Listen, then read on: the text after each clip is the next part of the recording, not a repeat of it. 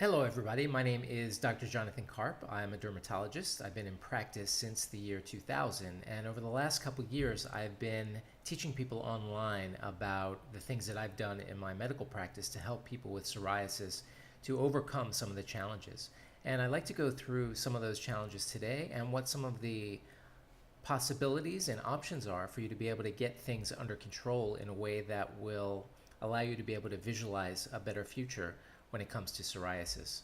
What you see on your screen now is what I call a mind map, and I teach a lot of people a lot of things through the use of a mind map because it's a tool to help visualize and see things a little bit better.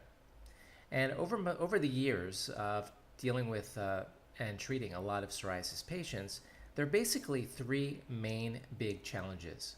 The first is, of course, being tired of putting creams on, and this usually falls into the feeling of just being frustrated with having to put it on too much or too many times per day, and not having good success when it comes to being able to reduce the amount of use to keep things under control. The next challenge, of course, is other people, and that really comes down to people staring at you, comments that people say. I am just endlessly mortified by the things that I hear people say to you in the supermarket or wherever you are. It's frustrating not having people understand that it affects your whole life. Just the general prejudice that people have when they see people with things on their skin, they just really don't understand it. And then the third major challenge that I see is avoiding activities, avoiding social interactions, avoiding your hairdresser if you have scalp psoriasis, avoiding the beach or the pool, avoiding the clothes that you wear, and the restrictions that it places on everyday life. A lot of people don't realize that psoriasis can cause such a tremendous impact on quality of life, and that's probably one of the reasons why I find psoriasis to be a condition that really needs a good team approach between the dermatologist and the patient, and it's been a passion of mine because when I can get improvement and I can help people to see improvement, the change in quality of life is so dramatic and so rewarding for me that this has become a passion of mine.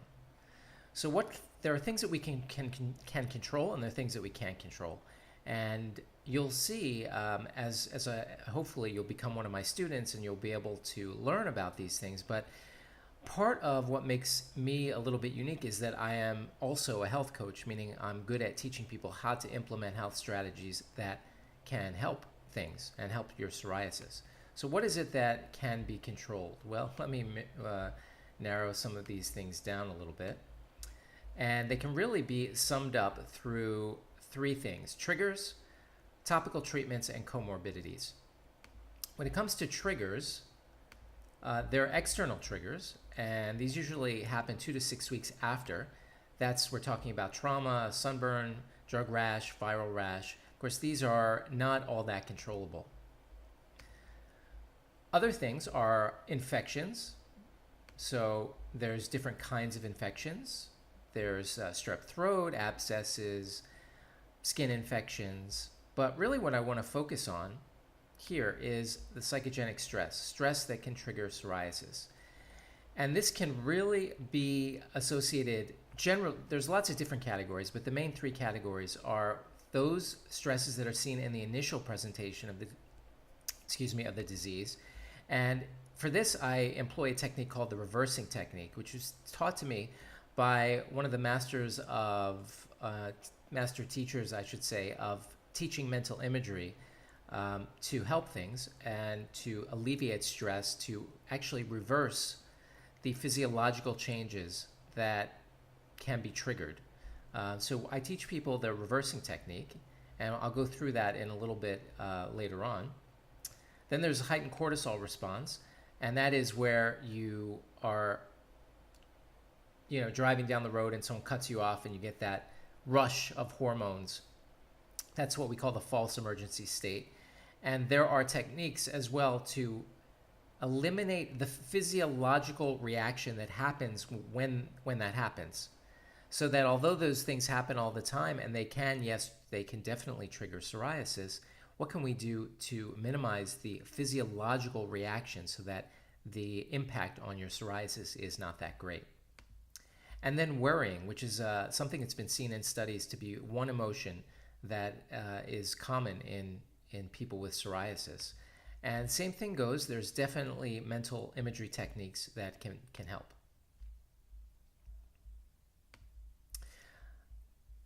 Of course, alcohol, smoking, and obesity are also things that can trigger or cause psoriasis to kind of smolder and continue. And I've been very successful in helping patients to overcome all of these issues. Obviously, that's not in my dermatology training. It's in training that I did after dermatology to help people with this, because these are real impacts on psoriasis. And really, they're the most immediate things that can be done, the immediate actions that can be done to help with your psoriasis. And with the right person and the right guidance and the right resources, believe me, these things can be taken care of. The other thing, of course, is topical treatments. And we spoke about that just a little over here, about how one of the main challenges that people have is that they are very, very frustrated with putting topical creams and ointments and lotions on. But there are tapering strategies that you can do at home that I can teach you in a little bit that will allow you to reduce the amount of cream to the absolute minimum. That might be, once a day. It might be once every other day. It might be just creams on the weekends. But I'll teach you several different techniques to start treatment and then to slowly reduce the use of treatment, both with one treatment, with one cream, or specifically with combination treatments. And that's something that you can do on your own, and I look forward to teaching that to you. And then the third is what we call comorbidities, which are conditions that are associated with psoriasis. And if you can tackle these, then you can actually improve your psoriasis in really tangible and real ways. Let's close this down. And now I'd like to go into what you should do next. I've created a brief survey that I would love for you to take. I really would like you to take it. I think it will show you and lead you to learn several different strategies to help with what I just discussed. I created a presentation that goes through a lot of what we just discussed in more detail. And also, I'd like to get to know you better. Most of the people who fill out the survey do qualify for a free consultation, but you do have to fill out the brief survey to see.